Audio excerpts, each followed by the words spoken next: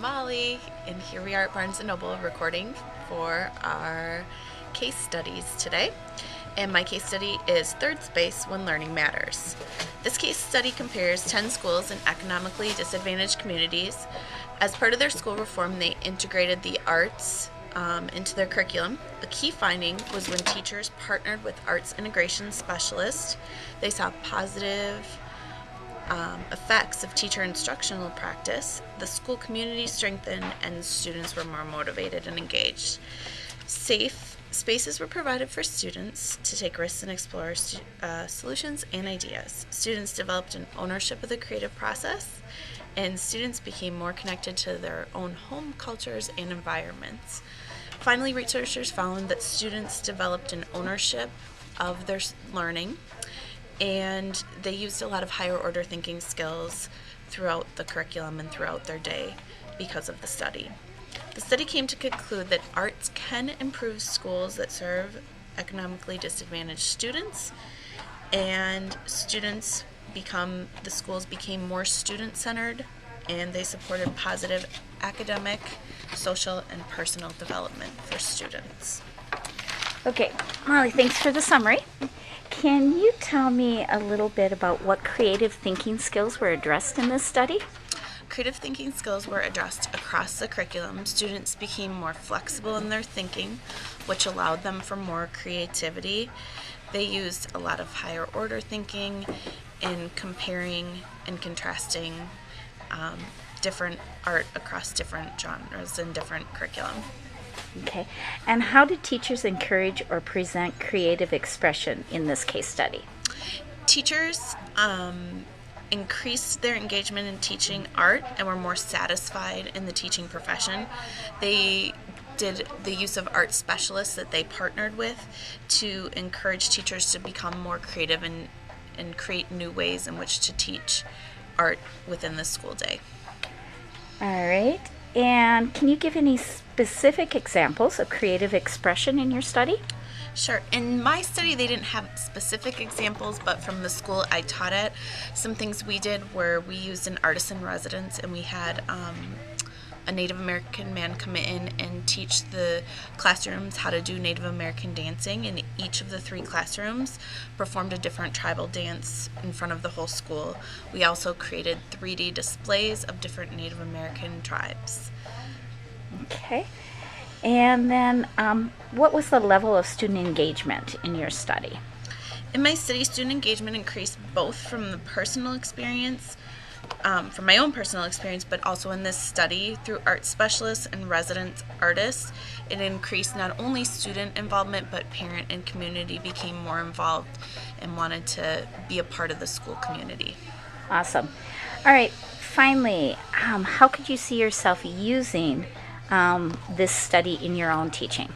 In my own teaching, I would love to use the arts more. I think in the school I'm at now, we don't do enough of the arts.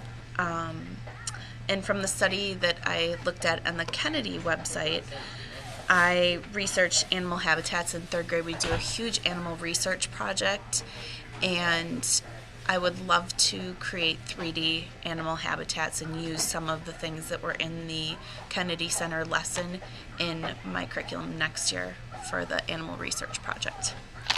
All right, thank you for sharing, Molly. Thanks, Hi, Kathy. this is Kathy Glick, and the study I looked at was drama activities as ideational resources for primary grade children in an urban science classroom.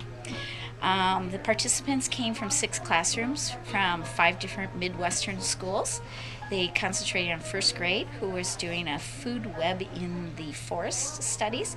3rd grade was studying matter. It was a diverse population with low socioeconomic students. And here the students needed to use their bodies as tools to demonstrate their understanding of scientific concepts and their relationships. They used both verbal and nonverbal components. They applied their imagined thoughts and feelings to their imagery, and multiple perspectives were incorporated because they were both audience, actors, and directors for plays. For matter, the students moved like gases, liquids, or solids. And for the food web, the students improvised a play with an interactive ecosystem. Researchers videotaped and did observational data collection along with teacher interviews when they were finished. Their conclusion was that students developed a deeper understanding of the science concepts, were personally connected, and engaged creatively in the process. However, there was no pre or post assessments done. So Kathy, how were critically thinking skills addressed in your case study? There was a lot of collaboration with the students. They also had to do a lot of problem and solution through renegotiating of their ideas on how they were going to present their topic. And then there was classifying and sorting of different parts of their studies. Great. How did teachers encourage or present creative expression in your case study? It wasn't really well defined within the study summary. However, it did say that the teachers offered encouragement and space for the students to work in. Beautiful. What are some specific examples of creative expression in your study? Well, I'm going to talk about the third graders. Here, the third graders, when they were at GAS, needed to move their bodies in a quicker format, in a larger space, trying, as they bounced off each other, they went to different places, versus as the liquids, they had to come together and move as a group, and as solids, they had to create an object together. Very interesting. So each student was a molecule. So they had to act as if they were a molecule. I'd say it was very process orientated. Very active. Wonderful. Describe the level of student engagement in your study. It was reported that the students were very actively engaged into the study. Wonderful. And how can you see yourself using this example in your teaching? As I looked at this, my immediate thought went to the rock unit we're currently doing, and I could see my students acting out the formation of the types of rocks. So we could create some, for the tough rocks, get some confetti or something and have it represent the ash, and then they have to collect it to make a tough rock. Or sedimentary rocks where they could create the layering of rocks, maybe even just by students going side by side on the floors together. So I could see them acting out how all these various types of rocks are formed. Great job. All right, Molly, what are some of the similarities that you saw between our two studies? From our two studies, some of the similarities that we saw were that the socioeconomics were the same from both of our studies. Multiple schools were used in both of our studies with multiple classrooms, and that there was various different ways of collecting data from observations, interviews, videotaping, and in either study there was no mention of a pre or post assessment. Terrific, thank you. Kathy, what did you see as some of the differences in our case studies? In the study that I was looking at, they were focused on just two specific units of study. So they were science units with a very specific focus, versus your study was integrated across all K-12 units all year round. The goals were different in both of our studies.